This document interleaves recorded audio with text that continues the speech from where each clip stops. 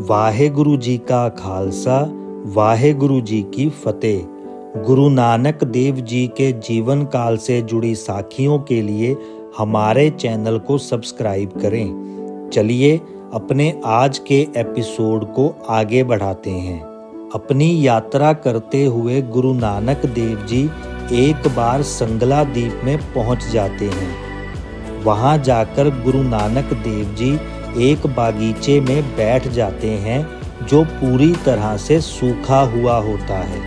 उस बागीचे के फूल मुरझाए हुए होते हैं। जब गुरु नानक देव जी उस बागीचे में जाकर भाई मर्दाना और भाई बाला के साथ उस वाहेगुरु का कीर्तन करने लग जाते हैं तो वो बागीचा हरा भरा हो जाता है। सूखे हुए फूल खिल उठते हैं। ये अलौकिक चमत्कार देख नगरवासी हैरान हो जाते हैं। वो उस बगीचे के मालिक को बताते हैं कि जिस बागीचे की तू देखभाल करता है उस बागीचे में कोई संत आकर बैठे हैं और जैसे ही वो वहां आकर बैठे तेरा बागीचा हरा भरा हो गया। ये बात सुनकर वो भागता हुआ बगीचे की ओर आता है और अपने बागीचे को हरा भरा देखकर बहुत हैरान होता है। गुरु नानक देव जी की ऐसी कृपा देखकर वो राजा शिवनाम के पास जाता है और कहता है, महाराज, हमारे नगर में एक पूर्ण समर्थ गुरु आए हैं, कृपया आप चलकर उनके दर्शन करें। लेकिन राजा को इस बात पर भरोसा नहीं होता कि वो गुरु समर्थ गुरु हैं। तब राजा अपने मंत्री को गुरु नानक देव जी की परख करने के लिए भेजता है। मंत्री राजा के हुक्म के अनुसार गुरु नानक देव जी के पास बहुत सारे उपहार लेकर जाता है। गुरु नानक देव जी उन उपहारों को देखकर कहते हैं, हमें इन सब की कोई ज़रूरत नहीं है।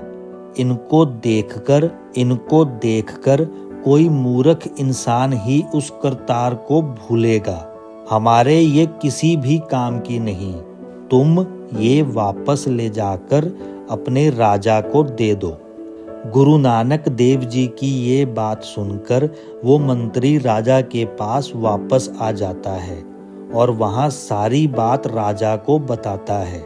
वो राजा से कहता है, आप मेरी बात मानो तो ये पूर्ण समर्थ गुरु हैं जो आपका मार्गदर्शन कर सकते हैं। लेकिन राजा मंत्री की बात को नहीं मानता।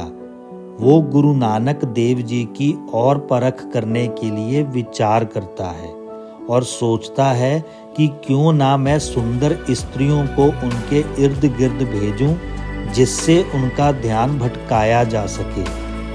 ऐसा करने से मुझे ये पता चल जाएगा कि वो पूर्ण गुरु हैं या नहीं। तब राजा शिवनाम कुछ सुंदर स्त्रियों को गुरु नानक देव जी के इर्द गिर्द भेज देता है ताकि उनका ध्यान भटकाया जा सके।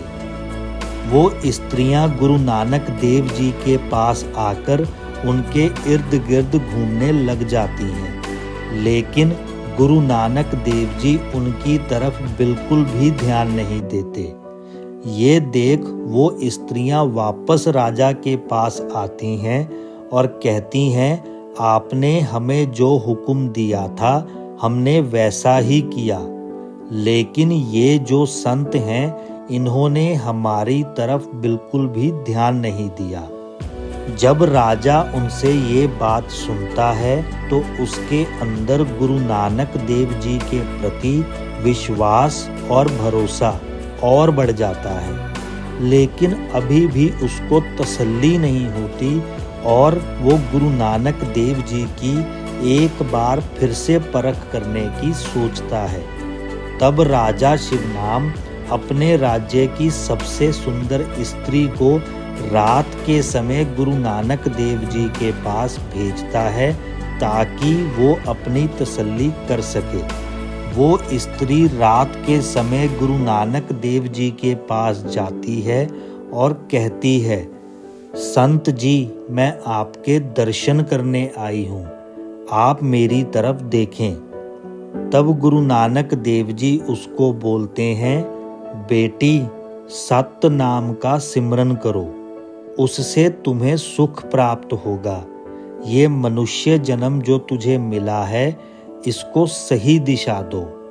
गलत संगत में पड़कर अपना जीवन व्यर्थ मत गवाओ। उस प्रभु के नाम का जप करो, तुम्हें मुक्ति प्राप्त होगी।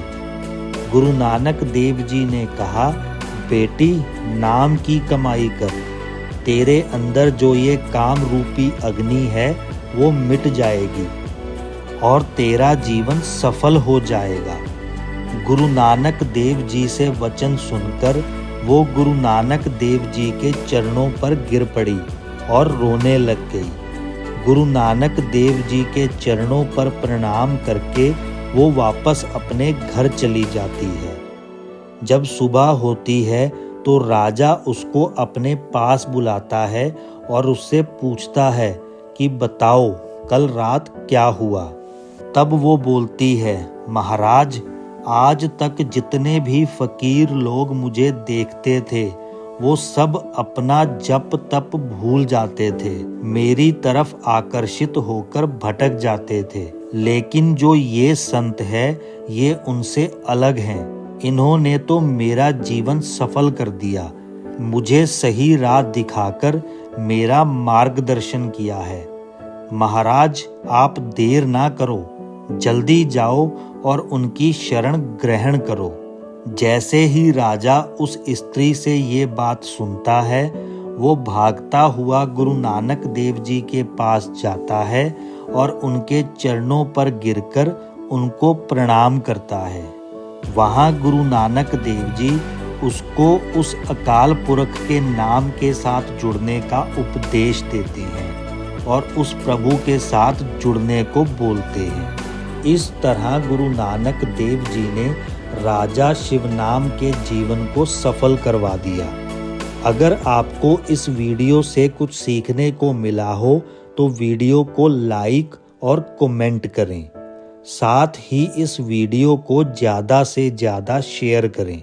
इसी तरह के और वीडियोस के लिए हमारे चैनल को सब्सक्राइब ज़रूर करें। वाहे गुरु जी का खालसा, वाहे गुरु जी की फतेह।